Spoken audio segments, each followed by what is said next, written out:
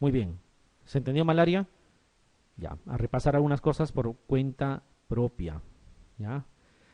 ¿Han leído malaria en CTO?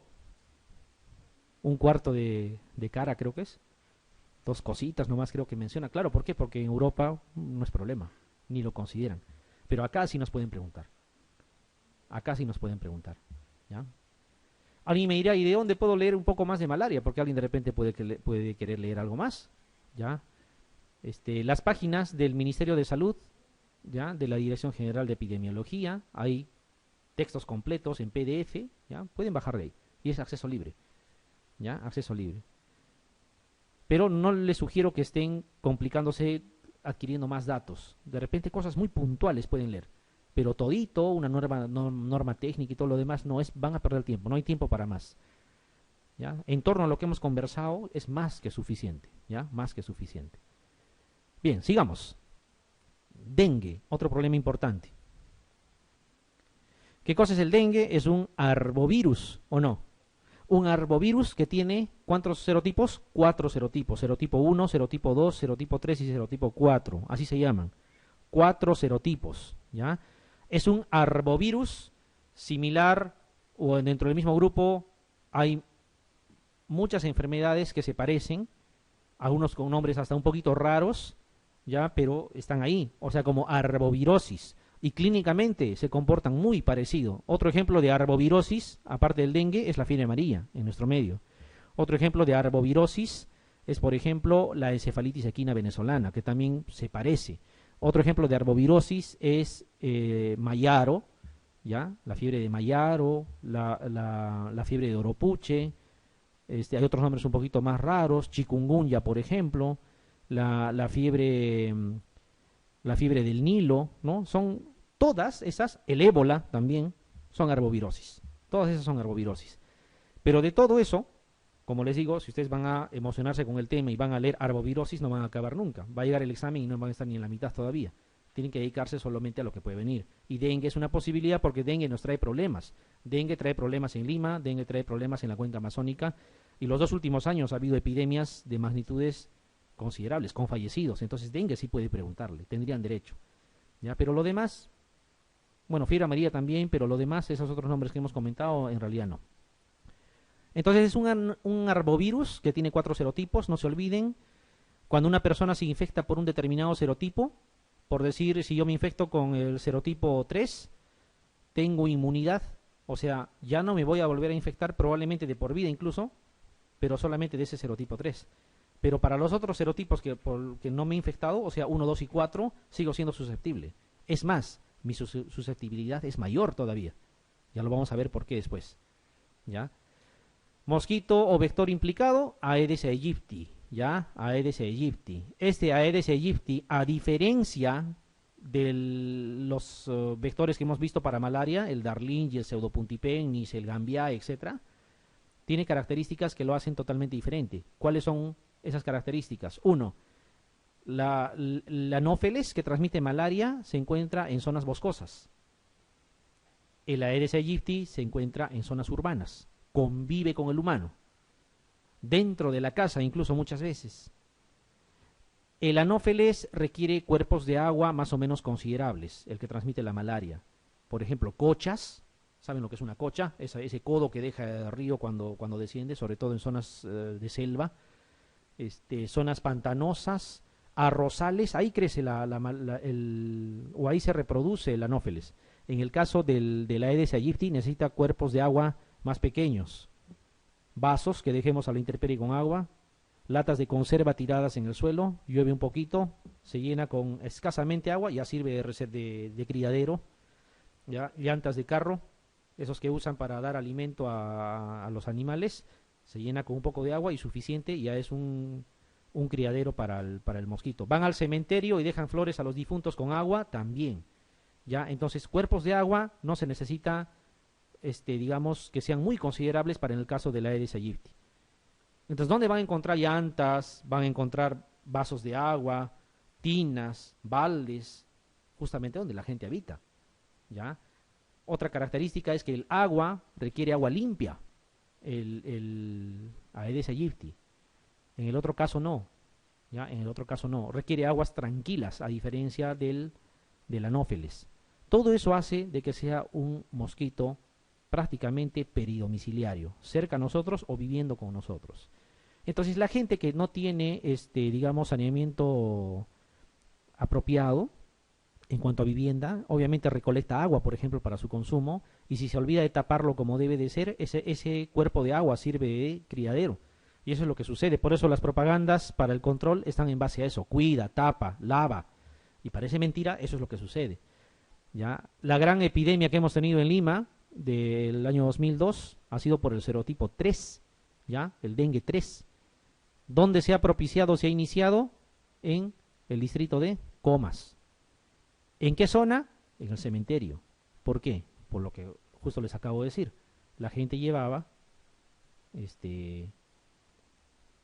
cuerpos de agua en los floreros, los dejaba ahí se reproducía el mosquito, y cada vez que las personas visitaban, obviamente se infectaban.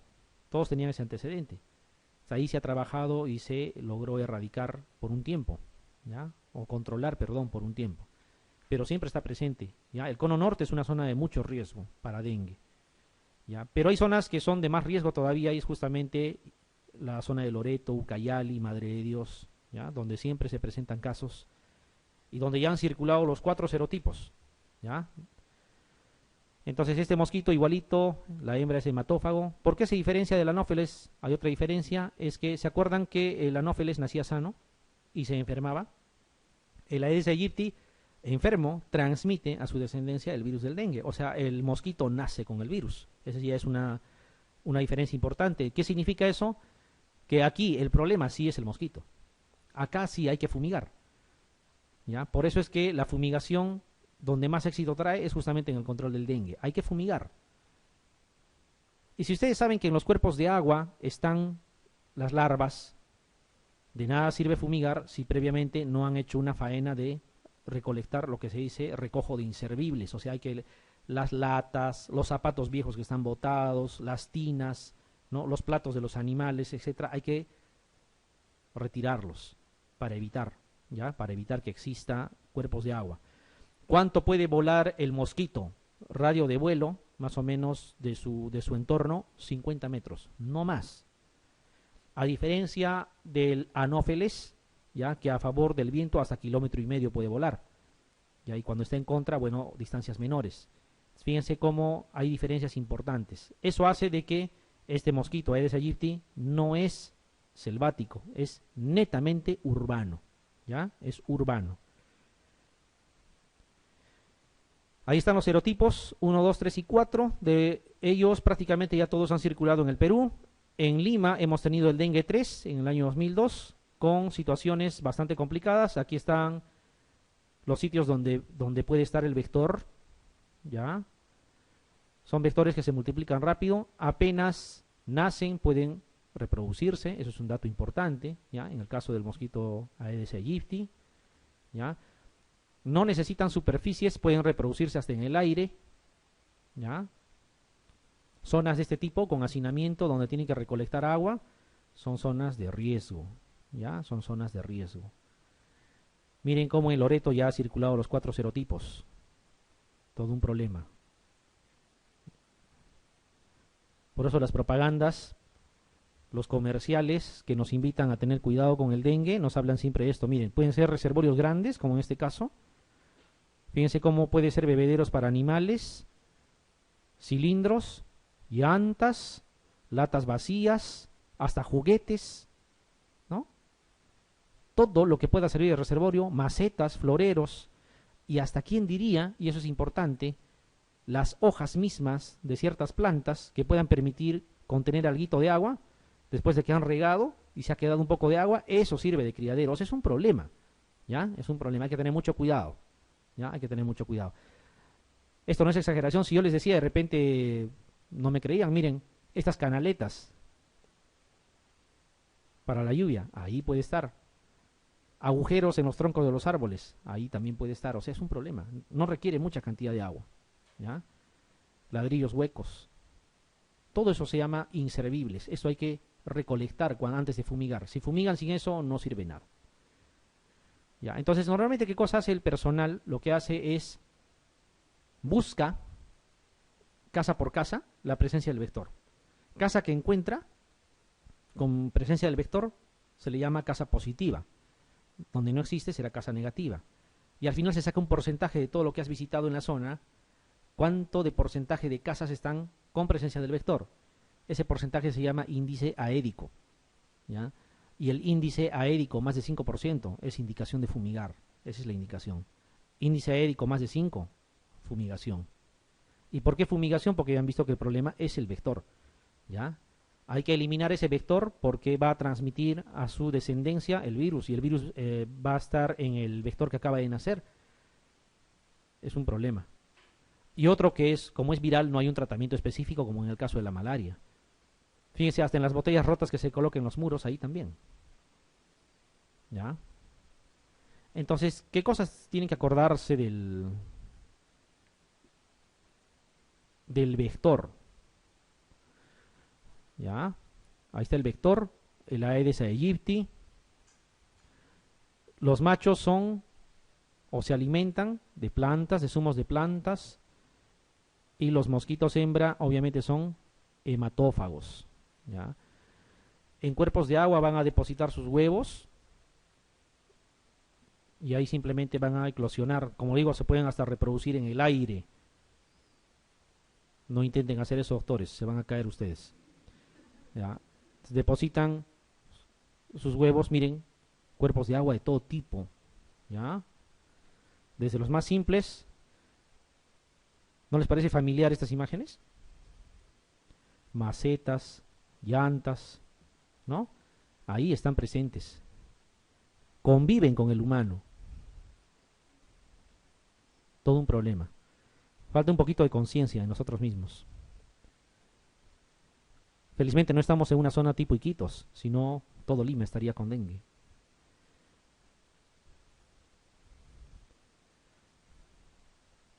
Entonces el vector deja ahí los huevos. Se requiere en promedio 72 horas para que esto ya se transforme. ¿Qué cosa se transformaba primero? Es el mismo ciclo que han visto ya en el caso del anófeles. Larvas, ¿no es cierto? De huevos pasaba a larvas. Esas larvas daban origen a ¿qué cosa? Pupas. Ahí están las larvas primero. Miren, tal igualito como en la figura. Igualito.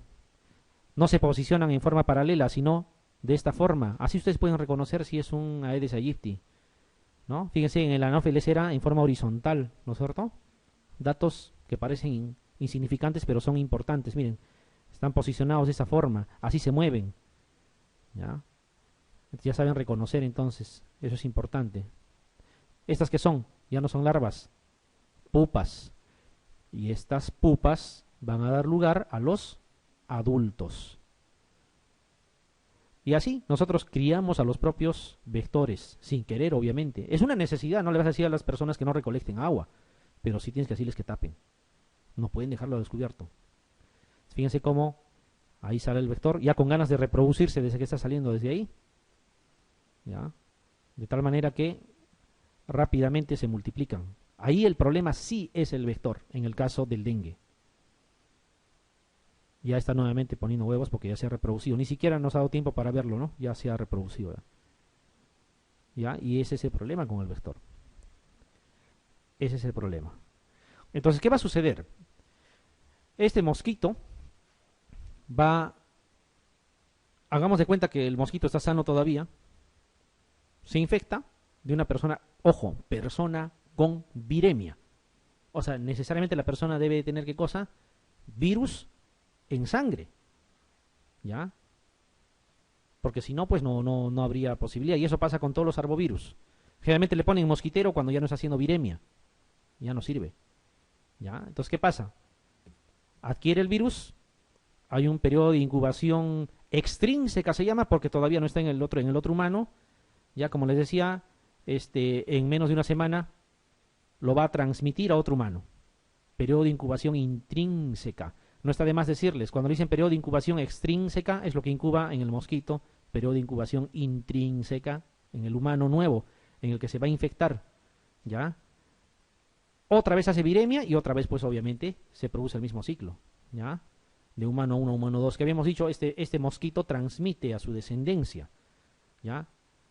Si son descendientes de un mosquito infectado, este mosquito infectado va a necesariamente nacer ya con el virus. Aquí están los días de enfermedad, algunos pequeños detalles, miren. Día 1, 2, 3, hasta el día sexto, séptimo, más o menos los 10 primeros días. Hay algunos datos aquí que son clave para el manejo del paciente con dengue. La fiebre tiene un pico en el primer, segundo, digamos, hasta el tercer día, luego tiene que descender. Si alguien me dice, sospecho que mi paciente tiene dengue, ¿cuántos días de fiebre tiene? 10 días, no es dengue. La fiebre del dengue no dura tanto, ¿ya? La fiebre del dengue, más o menos, bueno, se dice que hasta 7 como máximo, ¿ya? Pero lo que se observa en promedio, y no como máximo, es justamente lo que están viendo aquí, 3, 4 días. Después ya no hay fiebre. Si ustedes ven con 7 días, con 8 días, ya no es dengue, ¿ya? Esa es una de las cosas que hay que recordar. ¿Qué más? ¿Por qué está con otro color esta zona intermedia? Porque esta es la zona de riesgo en tiempo del paciente incluso fallecer, hacer complicaciones. Lo que antes se llamaba el dengue hemorrágico. No es correcto ese término. Hoy se habla de dengue con signos de alarma, dengue sin signos de alarma, ¿ya? Esa es la clasificación actual. Puede el paciente chocarse en ese tiempo, ¿ya? Puede obviamente tener disfunción multiorgánica, ¿ya?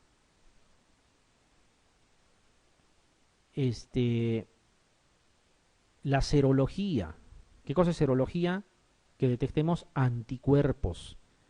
Si en el momento que está con fiebre iniciando, o sea, son los primeros días, ustedes le toman anticuerpos, va a salir negativo. ¿Por qué? Porque miren, los anticuerpos se forman más o menos cuando la fiebre está descendiendo. Aquí en el periodo de viremia, que coincide con la fiebre, ¿ya? Y que son básicamente hasta antes del cuarto día, es el tiempo en que la persona puede contagiar, obviamente mediante un mosquito. ¿Por qué? Porque aquí hay viremia, el mosquito pica y se lleva algo más. Pero si ya pasó, el paciente está en estado de shock, internado, ¿para qué le ponen mosquitero? Ya no tiene viremia. Así haya 100.000 mosquitos dando vueltas, no va a pasar nada, ¿ya? Y ese es el error que cometemos fundamentalmente, ¿ya? ¿Por qué se da al séptimo día el alta a los pacientes internados? Justamente por eso, porque antes del séptimo día ya pasó el periodo crítico, donde ya no hay extravasación de plasma, o sea, ya no hay ascitis, ya no hay pericarditis, ya no hay efusión pleural, nada de eso, ¿ya? Si pasa el séptimo día, ese paciente ya está en condiciones de irse de alta, ya se va a recuperar. Pero esto estamos hablando de casos donde normalmente tienen un cuadro florido, ¿ya? La mayoría de los casos, felizmente, son pacientes que hacen fiebre, malestar, postración y punto, ahí queda, no necesitan ni siquiera internarse. Habrá un grupo de personas que tienen factores de riesgo, por ejemplo, personas con hipertensión, personas diabéticas, personas con VIH, personas con lupus, personas con obesidad mórbida, ¿ya? Personas inmunosuprimidas por otro tipo de patología. Esas personas hay que observarlas. No se le puede decir, tú solamente tienes fiebre y vete. Hay que observarlas, ¿ya? Hay que ver los signos de alarma, ¿ya? Hay varios signos de alarma que hay que darse cuenta. Si tiene signos de alarma, hay que observarlo. Y si es signos de alarma en una persona con factores de riesgo, de los que hemos mencionado, hay que internarlo. No le pueden dar de alta. Para todos los demás, sí, el tratamiento es ambulatorio, ¿ya? El tratamiento es ambulatorio. Aquí está. Personas sin signos de alarma, personas con signos de alarma. ¿Cuáles son esos signos de alarma? Cuidado con este es importante. Dolor abdominal. Así como le dan importancia en la preeclampsia a la gestante que viene con dolor abdominal intenso, igualito. Persona que sospechan dengue y viene con dolor abdominal, hay que tener cuidado. ¿Por qué le duele el abdomen? Porque está haciendo extravasación de plasma, está haciendo una especie de ascitis, ¿ya? Hay que internarlo. Vómitos persistentes. No es normal que esté así, ¿ya? Acumulación de líquidos, dice, está haciendo edemas de repente. Hay que observarlo. Si tiene signos de sangrado, con mayor razón, ¿ya? Y si viene con algo de trastorno del sensorio, ya sea letárgico o con tendencia a estar agitado, O sea, no está bien. Esos son signos de alarma. Eso nos dice que este paciente es candidato a hacer dengue severo. ¿Ya? Y ese dengue severo es potencialmente letal. Sin embargo, va a haber personas que no tienen esos signos de alarma. Claro que tendrán fiebre, ¿no? Tienen cierta astenia, malestar, cefalea retroocular sobre todo, a veces rash, ¿ya? Pero por lo demás no tienen esas condiciones que hemos mencionado. Son personas que no tienen signos de alarma. A ellos solamente se les da tratamiento ambulatorio. Reposo, ingesta de líquidos por vía oral, etcétera, ¿ya? No más cosa. Bien. Entonces no se olviden, este dengue severo va a llegar al shock en algún momento, hay que tener cuidado. Puede haber sangrado incluso, y obviamente hay afectación de órganos, o sea, las transaminasas se elevan. Ustedes saben, TGO, TGP más de 1000, sobre todo TGP más de 1000 es solamente en las hepatitis. Ya, sin embargo, en el dengue también puede haber afectación a nivel del sistema nervioso central, afectación a nivel cardiovascular, o sea, es un problema. ¿Cómo anteceder a esto? Nosotros tenemos que observar los signos de alarma. Si no tiene signos de alarma, hay que decirle que no hay problema, se le explica y se va a casa a reposar. Cuando haya resuelto el cuadro, va a haber una situación que se llama síndrome de fatiga muscular, ¿ya? Que es post-dengue. La persona va a venir nuevamente al consultorio. Sí, ya me pasó, ya no tengo fiebre nada, pero hace 10 días que estoy cansada, estaré con anemia. No, no es eso. Eso se llama síndrome de fatiga muscular y es muy común en las arbovirosis, ¿ya? En las personas que se recuperan. Muy bien. Cuidado con personas hipertensas, diabéticas, obesas mórbidas, posttransplantados, con alguna neoplasia, que tengan VIH o tuberculosis, qué sé yo, ¿ya? Hay que tener, o alguna inmunodeficiencia ya detectada anteriormente. Esas personas son candidatos a ser dengue severo y hay que tener cuidado. Para todos los demás, tranquilos. Hay que observarlos nada más. Alguien me dirá, no existe vacuna contra el dengue. Claro, no existe, pero hay un problemita y esto es interesante que se acuerden. El fenómeno de inmunoamplificación, así se llama. Lo que sucede es que cuando tú ya tienes anticuerpos para dengue, estos anticuerpos a veces son específicos solamente para el serotipo con el cual te has infectado. Por eso les decía, si una persona se infecta, por ejemplo, con el dengue 3, ya no va a tener problemas con el dengue 3 quizá por el resto de su vida, pero para los serotipos 1, 2 y 4 sí puede tener problemas y problemas muy serios, ¿ya? Incluso si se infecta con otro serotipo, la posibilidad de que haga cuadros severos es más probable. ¿Por qué? Por el hecho de haber tenido dengue antes. ¿Y en qué consiste? Estos anticuerpos funcionan protegiéndote del serotipo específico, sin embargo hay un fenómeno mismo de inmunoamplificación, ¿ya? O sea, la respuesta inflamatoria es mucho más, ¿ya?, que en las personas que nunca han tenido dengue. Por lo tanto, un segundo episodio es más riesgoso. Y si una persona que vive en zona endémica, por ejemplo, ha tenido con 3 serotipos, olvídense. La próxima vez que tenga dengue, definitivamente va a ser por un serotipo, por el último que queda que no ha tenido, y va a hacer cosas muy serias, ¿ya? Entonces hay que tener cuidado. ¿Por qué estamos viendo vacuna aquí? Esta vacuna, por si acaso, es de la fiebre amarilla. ¿Qué cosa es lo que sucede? Las personas que se vacunan contra la fiebre amarilla, ¿qué cosa es la fiebre amarilla? También es un arbovirus. ¿Van a generar anticuerpos o no? Claro que sí, para eso se vacunan. Lastimosamente el dengue va a asumir que esos anticuerpos contra la fiebre amarilla no son anticuerpos contra la fiebre amarilla, sino más bien contra algún serotipo de dengue y están expuestos a hacer cuadros severos. O sea, la vacuna contra la fiebre amarilla te protege de la fiebre amarilla, pero te puede exponer a cuadros severos de dengue. ¿Ya? Eso está descrito, fenómeno de inmunoamplificación. Y viceversa también. ¿Por qué la gente oriunda no se muere con fiebre amarilla, por ejemplo? Porque probablemente han hecho dengue, tienen anticuerpos contra el dengue y eso funciona de revés. Los anticuerpos contra el dengue, en el caso de la fiebre amarilla lo detecta como si fueran anticuerpos contra la fiebre amarilla más bien. ¿Ya? O sea, el dengue, si somos exactos, puede protegerte de la fiebre amarilla, pero la vacuna contra la fiebre amarilla, por el fenómeno de inmunoamplificación, te puede exponer a casos severos de dengue. ¿Se entiende eso? ¿O está muy enrevesado? El dengue genera anticuerpos y esos anticuerpos pueden protegerte contra la fiebre amarilla. Pero la vacuna contra la fiebre amarilla te genera anticuerpos que el dengue puede detectarlos, que no son contra la fiebre amarilla, sino más bien contra otro serotipo de dengue y puede haber cuadros severos. ¿Ya? Eso se llama fenómeno de inmunoamplificación. A tener mucho cuidado.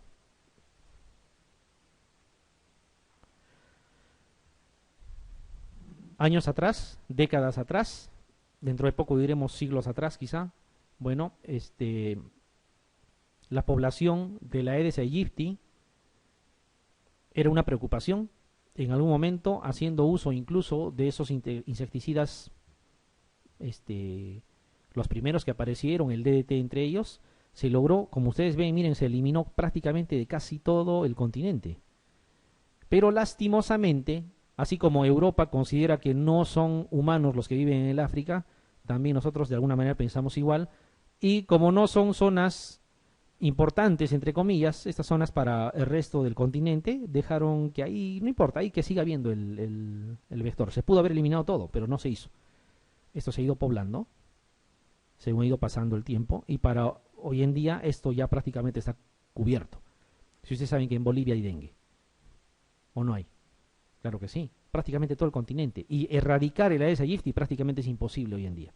Se tiene que controlar nada más, ¿ya? Se tiene que controlar. ¿Hay vacuna contra el dengue? No, no hay vacuna contra el dengue. Existen vacunas que ya definitivamente coberturan algunos serotipos. Les voy a poner un ejemplo. Una vacuna, por ejemplo, cobertura serotipos 1 y 3. Alguien me dirá, ¿y por qué no colocar para ya ir previniendo esos dos serotipos? Por lógica, yo le vacuno a la persona, forma anticuerpos contra 1 y 3, y si hace con el serotipo 4, ¿qué pasaría? Dengue severo, más bien lo expongo a casos severos, ¿ya? Entonces hay que tener cuidado. Entonces la severidad del dengue está en función a si uno ya tuvo dengue anteriormente o no. Y otra de las características de la severidad es que existen algunos serotipos más severos que otros. Por ejemplo, el serotipo 2 es ya definitivo, es el serotipo más severo, ¿ya? Y dentro de ese serotipo 2, la variante asiático-americana, así se llama, es la que más problemas puede traer. Y justamente ese es el serotipo que ha circulado en la epidemia en Iquitos, ¿ya? Que duró entre 2010 y 2011, y la epidemia última que se ha presentado en Ucayali, ¿ya? El año pasado, y que todavía hay algunos casos, y que se está presentando en Madre de Dios actualmente. Por lo tanto, el dengue es un tema actual, es un problema actual, y podría ser motivo de pregunta examen. Ya no se olviden, el serotipo 2, variante asiático-americana, esa es la que nos está trayendo problemas últimamente. ¿Cómo van a clasificar ya a las zonas? Se habla de escenarios. Esto sigue siendo válido. Escenario 1, 2 y 3. Y ese 3 todavía es 3A y 3B. No son difíciles de recordar. Escenario 1 será todo aquel territorio donde no existe ni vector ni la enfermedad.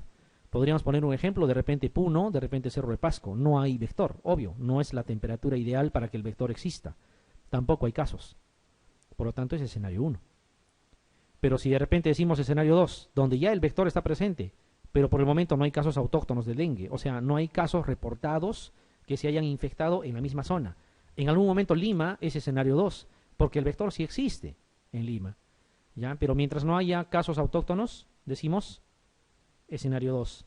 Pero cuando ya se presenta transmisión en la zona, obviamente tiene que haber el vector, o sea, vector más enfermedad, escenario 3. Si está en cifras esperadas, 3A o endémico, y si se pasa de lo esperado, 3B o epidémico, ¿ya? Esos son los escenarios. Esos son los escenarios. Esto más podría ser pregunta en salud pública de repente, pero igual hay que recordarlo. ¿Y por qué era importante hablar de la inmunoamplificación? Porque miren, por ahí hemos encontrado esto, que dice la vacunación antiamarílica respecto al dengue. A ver, ¿qué van a responder?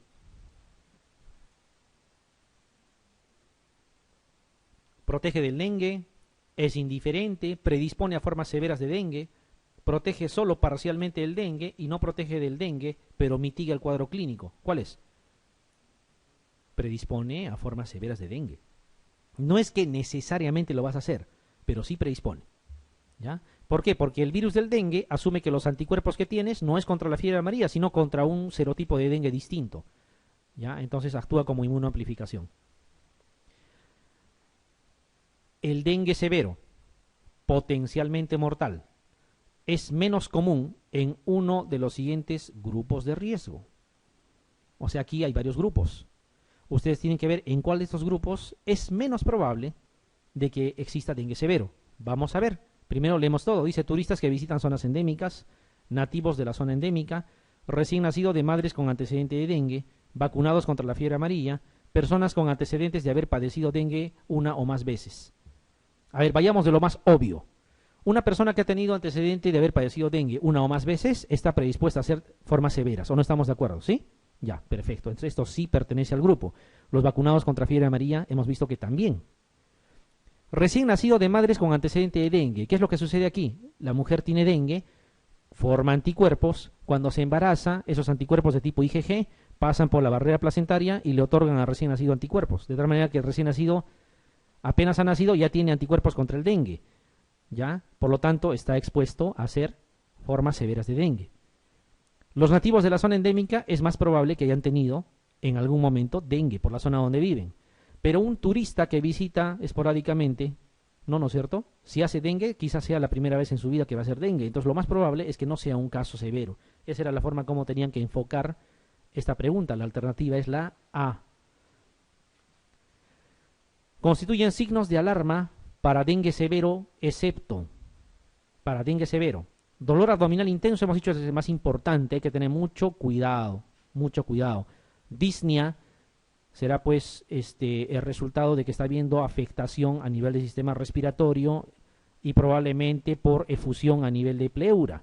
Ya hay que tener cuidado, va más o menos de la mano con lo que es dolor abdominal. Derrame pleural ya es signo de extravasación de plasma.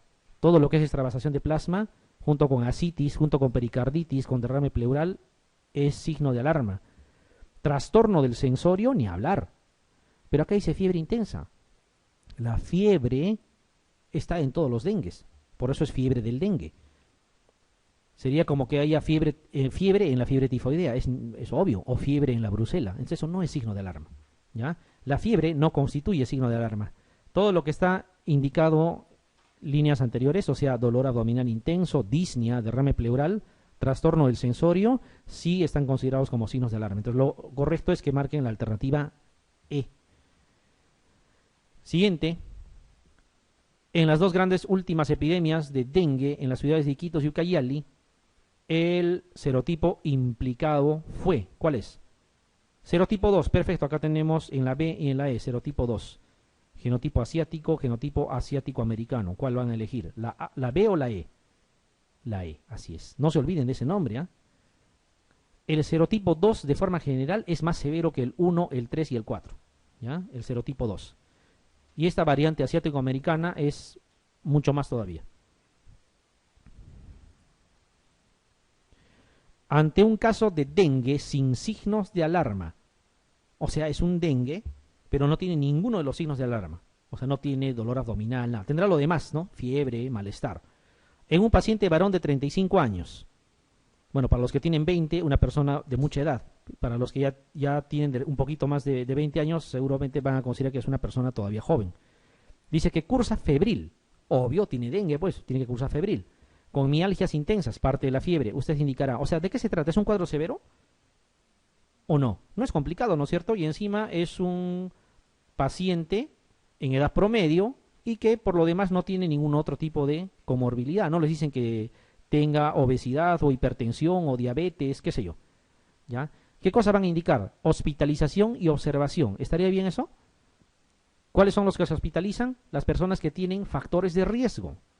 ¿Ya? Ellas se tienen que hospitalizar para observarlas. Paracetamol y control ambulatorio. ¿Qué opinan?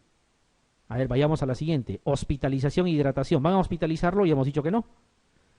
Antibioterapia.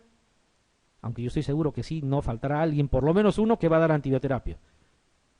Es viral, no se da antibióticos, ¿ya? Y todavía dice de amplio espectro. Inmediata vacunación, no existe vacunación para el dengue. ¿Cuál van a elegir? Paracetamol y control ambulatorio. Y alguien me dirá, ¿y solo paracetamol? Porque sí, eso les va a decir el paciente. Tengo dengue, me puedo morir y usted me va a dar solo paracetamol, mejor me hubiera ido a la botica. Hay que explicarle bien, porque eso nos van a decir. Es que las personas que creen que hay que darles pues inyectables, hay que darles oxígeno, hay que ponerlos en unidad de cuidados intensivos. ¿Por qué? Porque se han instruido a base de lo que ven en la prensa. Y la prensa en el Perú al menos es un enemigo, ¿eh? Yo los considero así. Porque desinforman. Por ponerles un ejemplo, la vez de la epidemia de influenza, no han entrevistado a un experto en influenza.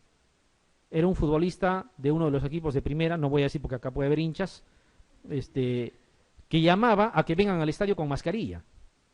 O sea, ¿qué autoridad puede tener desde el punto de vista de salud un futbolista, por mucho que sea de primera división y que sea titular en su equipo, digamos?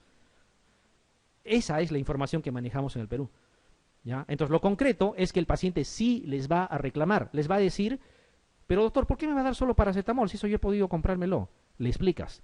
Si tú usas cualquier otro tipo de AINE, llámese aspirina, diclofenaco, ibuprofeno, ketoprofeno, lo que quieran, aumentas el riesgo de sangrado. El paciente puede sangrar, por lo tanto tienes que bajarle la fiebre, única y exclusivamente con paracetamol, que es el más inocuo. Es por su salud, ¿ya? Si tanto quiere, pues dale un nombre pues comercial, ¿no? El más caro de los paracetamoles que encuentren. Ya listo, ya no les van a... Pero lo real es eso, es paracetamol y control ambulatorio.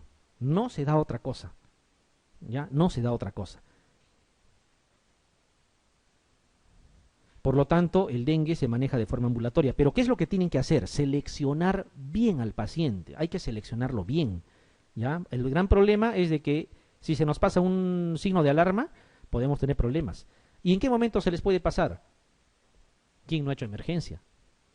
El del costado tiene infarto, acaban de traer los bomberos a un paciente para intubar, la policía ha traído a baleados y obviamente viene una persona con dengue. Necesitas desocuparte porque te faltan manos y a veces sí puede pasar, definitivamente. Pero es una situación ya de organización de la emergencia. Otra es en situaciones de epidemia. Cuando tú tienes una cola de febriles que está entrando, obviamente se te puede ir, ¿ya? Hay que ser un poco minucioso. Hay que pecar un poquito en exceso de preferencia. Total, lo pones en observación y mientras lo estás observando vas evaluando si realmente no tiene factores de riesgo, bueno, ya pues puedes darle de alta. Pero hay que explicarle bien, porque si se va, digamos, con una sensación de que no ha sido bien atendido, esta persona va a acudir a una botica. En la botica le van a dar inyectables, cuidado, hay que tener cuidado, hay riesgo de sangrado, no puedes dar inyectables, eso es una de las cosas que hay que hacer, ¿ya?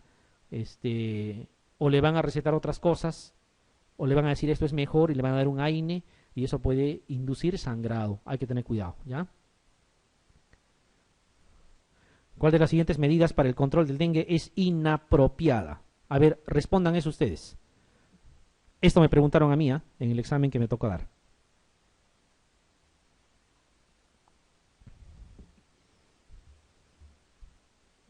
Algunas cosas lo tienen que responder, como decimos, craneando, con lo que tienen. ¿Cuál es el verdadero problema en el dengue? ¿Cómo se llama el problema del dengue? Que ahí hay que atacar. El vector. Lo hemos dicho, ¿no es cierto? Si yo elimino los criaderos, estoy atacando al vector. Si yo fumigo, con mayor razón. Si uso repelentes, me cuido del vector. Si uso larvicidas, también elimino al vector. ¿De qué serviría la cuarentena? Para que se mueran aislados. La cuarentena no sirve. Existen otro grupo que se llaman enfermedades cuarentenables. Y eso sí es importante de repente que recuerden. ¿Ya? Pero es de nombre, no es que se les pone en cuarentena, sino hay que aislarlo del resto de pacientes. Necesariamente tienes que aislarlo. A eso se llama cuarentena. ¿Ya? Y esas enfermedades cuarentenables son las que están en el Reglamento Sanitario Internacional como los de notificación inmediata. ¿Ya? Enfermedades sometidas a vigilancia sanitaria internacional, es otra forma de decirlo. Son tres. ¿Cuáles son? Fiebre amarilla, peste y cólera. Solamente los tres. Fiebre amarilla, peste y cólera. Eso lo vamos a ver en epidemia de mejor manera. Fiebre amarilla, peste y cólera sí son enfermedades cuarentenables. Fiebre amarilla, peste y cólera. Un solo caso significa epidemia. Un solo caso. Pero en el caso del dengue no pueden poner en cuarentena. No les va a servir de nada. Entonces, esa es una forma de responder. O sabiendo cuáles son las cuarentenables o simplemente recordando que el vector es el principal problema. Y con esas 4 medidas, excepto cuarentena, están ustedes defendiéndose o atacando al vector. La respuesta es la D, ¿ya?